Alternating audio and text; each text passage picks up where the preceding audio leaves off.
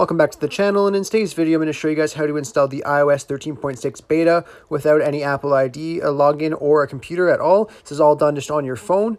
It's really easy and simple to do, so I'm going to have this website linked in the description if you want to head there, or you can just type it in. It's called betaprofiles.com.